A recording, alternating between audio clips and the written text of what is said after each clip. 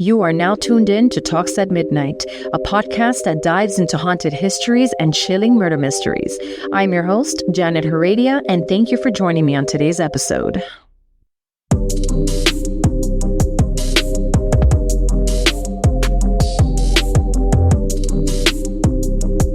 Welcome to today's podcast. This is our very first podcast episode, and I am your host, Janet Heredia. Now, I do have a question. Have you ever trusted a stranger just because they seemed ordinary? Or maybe you accepted a ride or shared a moment without a second thought. Tonight, I'm going to tell you why that can be a dangerous gamble. It's the chilling tale of Bernard Giles. And ladies and gentlemen, this is a true story. It's the chilling tale of a man whose everyday appearance hid a terrifying secret that haunted Titusville, Florida. Bernard Eugene Giles was born on April 9th of 1953 in the sunny state of Florida. To those around him, he seemed like an ordinary young man working and living in the growing city of Titusville. But beneath this unremarkable exterior was a man driven by dark and violent impulses. Residents of Giles's neighborhood recall him as quiet and unassuming. He'd blended into the community so well that many were shocked when his crimes came to light. One neighbor remarked, "He was just the guy next door, always polite, kept to himself. We never imagined he could be capable of such things." In the latter part of 1973, Giles began a series of murders that would horrify the local community.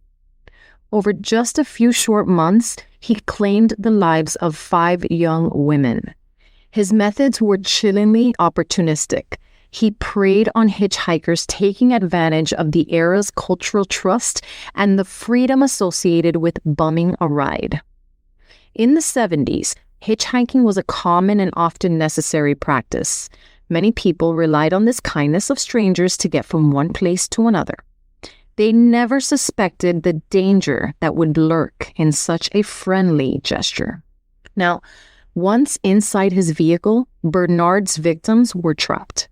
He would drive them to remote locations where he carried out his violent acts, stripping these young women of their lives and their futures.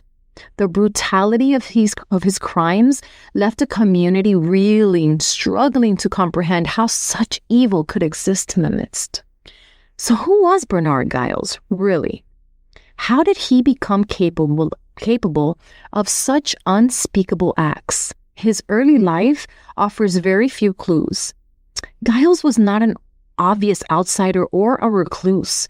There were no signs of the monster he would become. But as investigators would later learn, beneath the surface, he harbored deep-seated violent fantasies. In January of 1974, thanks to the efforts of law enforcement and the mounting pressure from the terrified community, Giles was finally apprehended. His arrest brought a measure of relief, but the details that emerged during the investigation and subsequent trial only deepened the horror. Giles confessed to the murders, recounting his crimes with a chilling lack of emotion. Now, from my research and from listening to his interviews, he was supposed to face the death penalty, but they offered to overturn the death penalty for a confession. So that's what he did. That's when he decided that he was going to go ahead and confess to all of the murders, and they reduced the sentence, if that's what you would call it, but they reversed the death penalty for, if I'm not mistaken, I think it's like 10 life sentences or something around that. Now, in the courtroom, he described each act in detail, showing no remorse for the lives he had destroyed. His detached demeanor and cold recounting of the murders offered a glimpse into the mind of a serial killer. Now, dare I ask, what do you expect from a serial killer? And this is a question that I ask, a general question, right? Just a question that I've honestly always had is, what do you expect? Now, I see these serial killers, these stories where they'll do the documentaries, and then you have the family of the victims. and the family of the victims are all upset because the guy showed no remorse or the guy didn't say sorry. And my question is, does it matter? Does it matter if they apologize? Is it going to change anything? Now, luckily, I've never experienced a type of loss like this where a member of my family, knock on wood, would be murdered in such a way. But if I was a family member, I think I would just rather not get an apology. Like, don't say sorry. To me, it's borderline offensive. And I think I will get offended if some serial killer apologized for killing a family member of mine. It's just the way that I feel. Like, I don't think that is something that would make a difference, you know? Like, are you going to believe the sorry? Are you going to believe it? And then if you are asking for remorse, or, you know, as we're going to get into the episode and you'll take a quick listen to a part of this interview that he gave to Piers Morgan, he showed no emotion. Now, what do you expect? Yet again, dare I say, or dare I ask, if this person had any type of conscience or any remorse for anything or any empathy at that, don't you think the murders would have never happened? How do you expect someone like that to have any sort of feelings towards their victims before, during, or after? I can't seem to comprehend that. I'm going to go ahead and play a clip from the interview with Piers Morgan. And this is the part of the interview where Bernard Giles was responding to Piers Morgan's question, asking him if he feels any remorse or if he feels bad, or if he's ever said sorry for all of the things that he's done to the victims' families. And take a listen and hear him out for a second and let me know what you think. You've never apologized. To who? Who do you think you should apologize to? Let me ask you a question. I assume that to the families of the victims.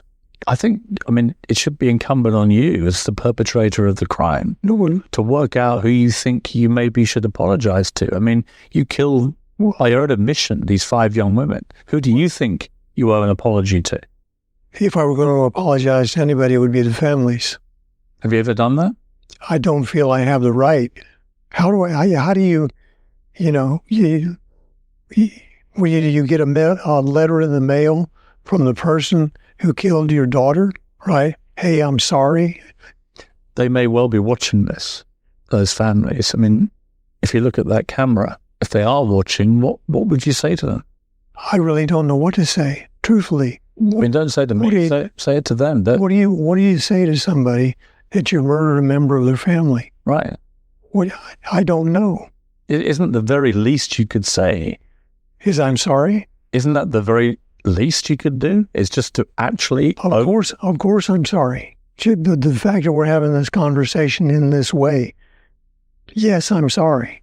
I know that Piers Morgan is attempting to make this man seem human in asking him about an apology, but my own logical brain tells me that there's no conscience or emotion in someone who commits a crime such as murder and does it over and over again.